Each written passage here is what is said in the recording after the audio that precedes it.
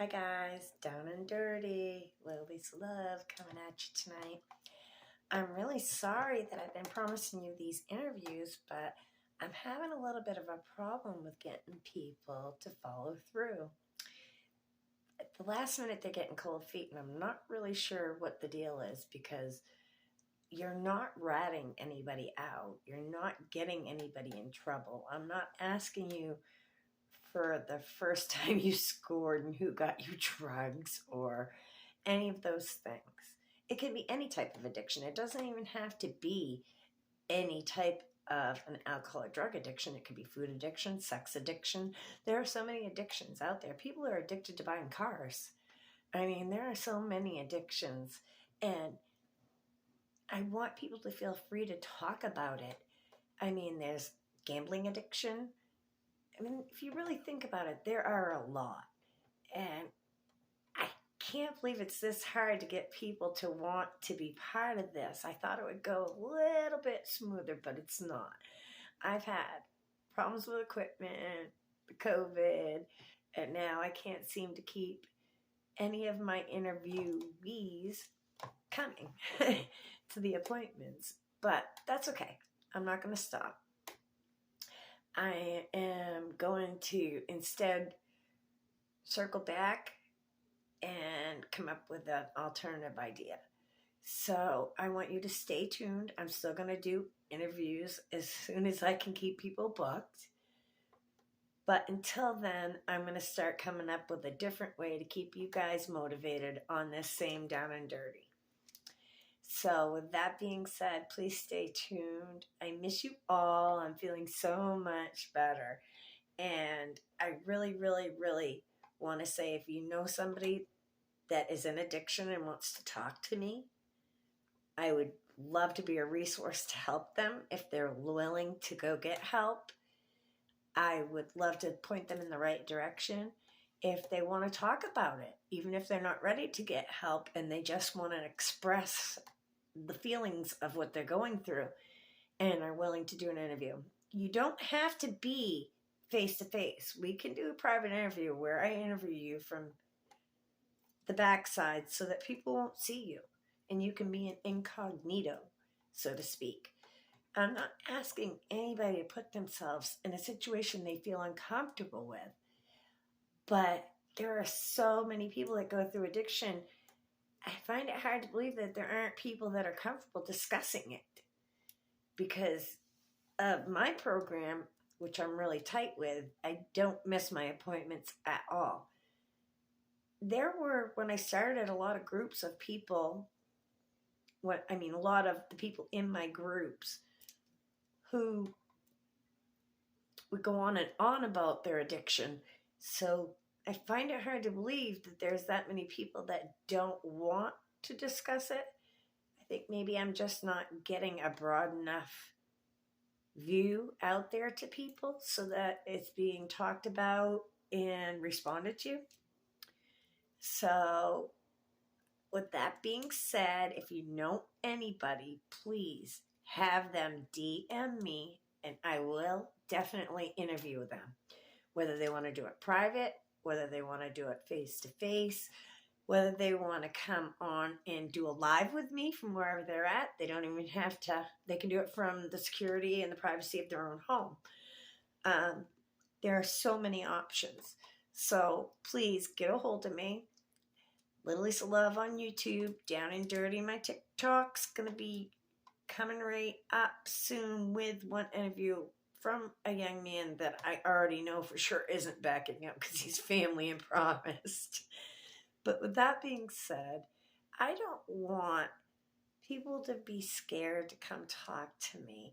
Like, I've seen so many things. I'm not here to judge. I'm trying to figure out how we can change it. I'm more interested in hearing the story of your life, what you went through, how addiction affected you. Maybe you weren't an addict, but there was an addict in your life that you had to deal with. It could have been, like I said, a lottery addiction. There are so many things besides drugs and alcohol. It could be such an open conversation if people would come to me. We could do these lives and get many people on. and really get this thing going, you know? The other thing I wanted to touch on tonight was that I know a lot of people get involved in drugs because of loneliness, no companionship, just feeling like they don't have anyone else, and sometimes drugs just numb that for you. And I know that's where I was at, so I can't imagine there aren't many other people that are in that same spot. And if I could tell, whether it be man or woman, it doesn't matter. If I could tell anyone out there, don't let that other person stop you from doing the right things that you want to do for you. Because there's been many times since I got this idea that I've hesitated because of infractions in my life that are going on, and I've lost my focus. And that's not what I want to do. I want to keep going forward for me, because not only can this be interactive, but it's very therapeutic. And if I can save one person, then it was worth it. So just to let that lonely person feels all alone, that feels like they got to get high to silence all the things that hurt. Know that once you get sober, they don't hurt as bad. And every day you're sober longer, they hurt less. And you get stronger. You get to a point where you don't allow people to make infractions on you anymore, because you have a solid mind and you know what you want, and you're not willing to settle for less. I know I bring a lot of really amazing things to the table. And if you can't equal that to me,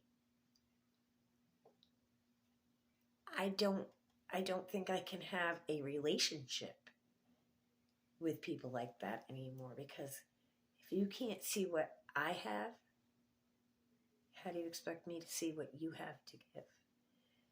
I've gotten stronger, and I'm not willing to settle for the same bullshit I used to.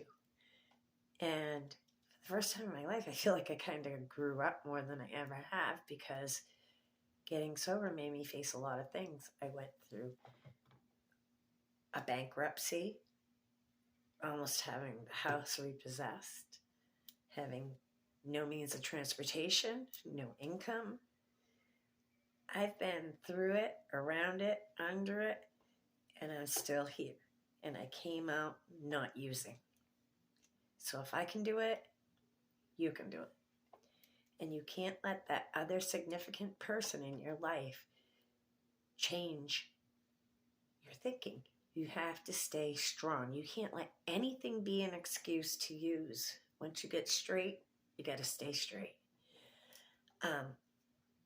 My doctor and my counselors are really proud of me, because I'm hitting my 2-year mark, coming right up, and I've had deaths in the family. I've had,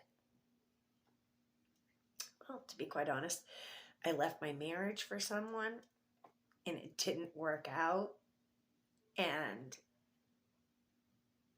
I lost 2 out of the deal, 2 relationships. And the whole time I wanted to do this, I had this idea for this podcast, and I didn't tell anybody. And I finally said, you know what? I'm just going to do it.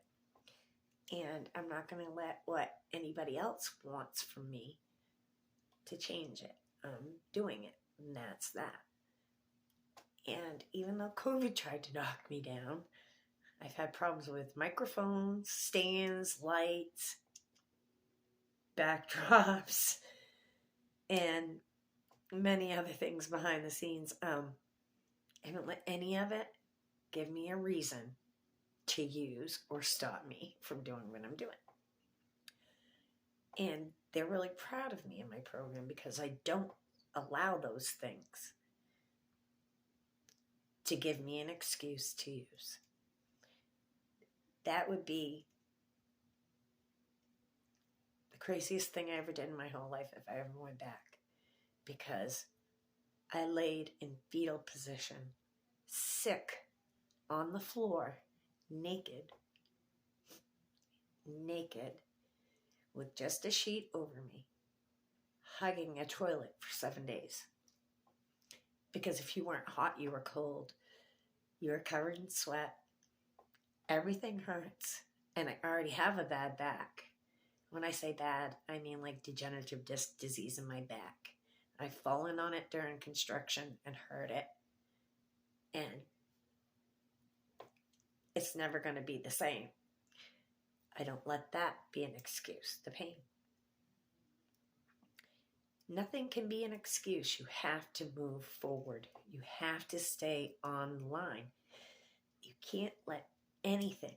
That's what the counselors in this treatment, all of it, that's what it's all for you to rely on. These people are there for you, to help you. They're not there to judge you.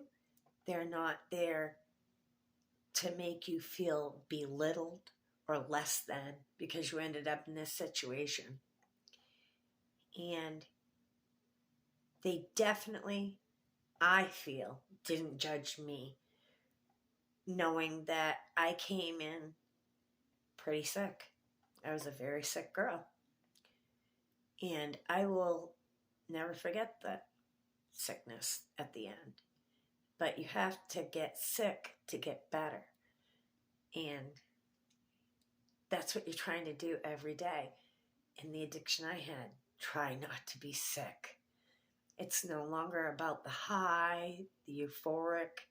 It's not about any of that anymore. It's just about not being sick. Because as it builds up in your system, you need more, you need more, you need more.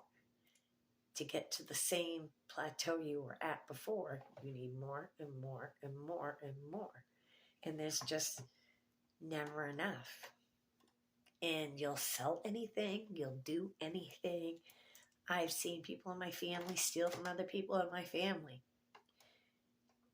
I've seen women get sexual favors to get high.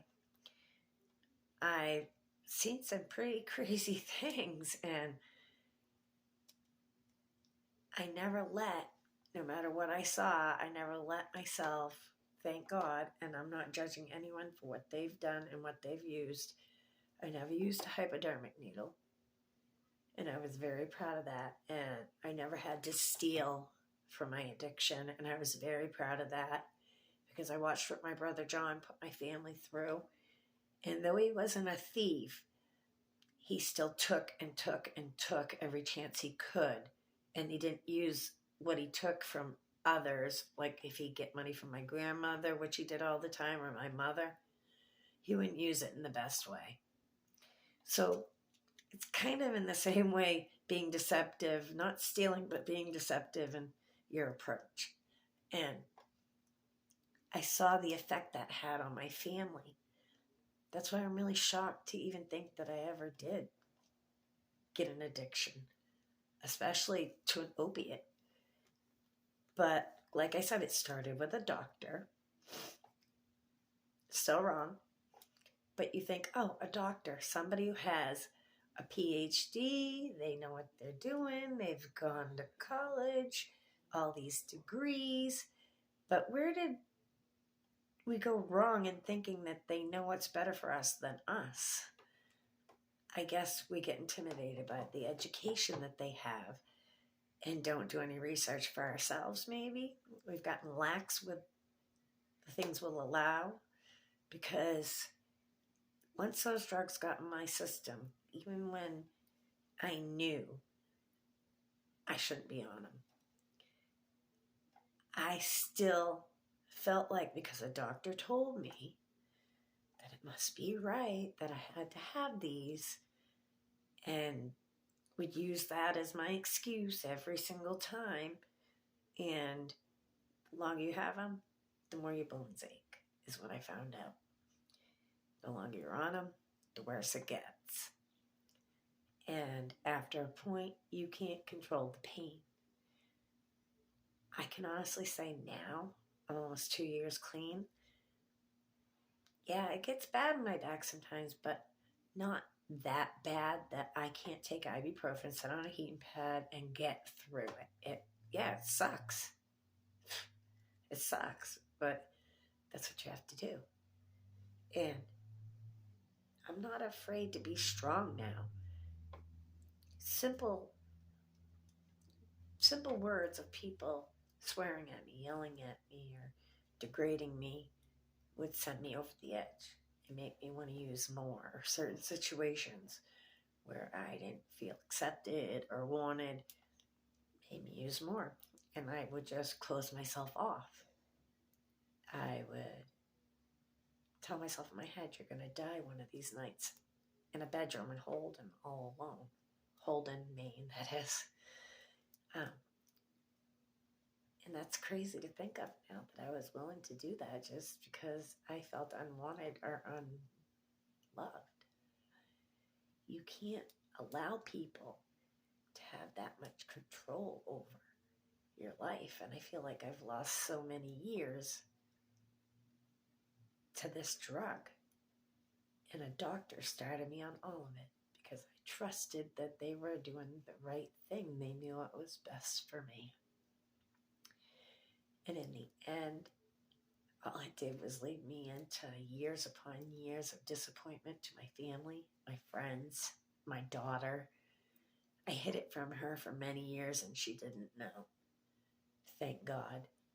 But eventually, yeah, it reflected on my daughter, my marriage, my family. I detached from. I didn't go to family gatherings. I just stayed home because I was so disappointed in myself. I knew when people saw me, they'd be disappointed too, and they'd know. It eventually got to the point where I knew I couldn't hide it. So I just stayed away from everyone. And I think a lot of addicts do that. They just backen themselves into a corner and makes them feel safe so they can do their drug as much as they want and can't be criticized and they won't get judged. And there's got to be a solution. There's got to be a way to change thinking. And I want to get conversations started before we lose our next generation. Our next generation is going to be, there's an old saying we used to say here in the Hicks of Maine, tits up in the moat. Our next generation is going to be toast. And it's fair and simple. Fentanyl kills every 12 minutes. Every 12 minutes, fentanyl kills. And it's in everything now. Almost everything they test. And how do you escape that? They think that when the COVID came, that it was so bad. We had a pandemic. Well, I got a news flash, people. We got a fucking epidemic. A drug epidemic. And it's way worse than that pandemic's ever going to see for lives lost. I can guarantee you. I wouldn't have those statistics right at the moment. But damn, I hope someday I do. I'm sure it's staggering. Like I said, I found my brother dead. You would have thought that would have stopped me. But I bet he's proud of me now. Because he couldn't beat it while he was alive. And I got it. I know I do.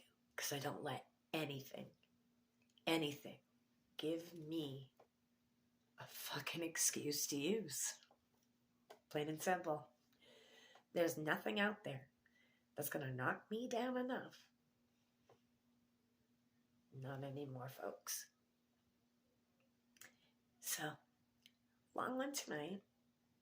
But as soon as I can get some interviews, I'm not going to tell you guys until I know I've already got it recorded. Because you never know who's going to escape me on them these days. As always, you got to love you.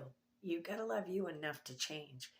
I mean, Don't think gambling addiction doesn't bring all those same feelings to a family. Don't think that other addictions aren't costly and bring damages to families. So any addiction you know about, there's even food addictions. Talk to me, DM me, get a hold of me. Little Lisa Love on YouTube, hit me here on my TikTok. Anytime, message me. I would love to talk to anybody, go live with anybody, do any interviews.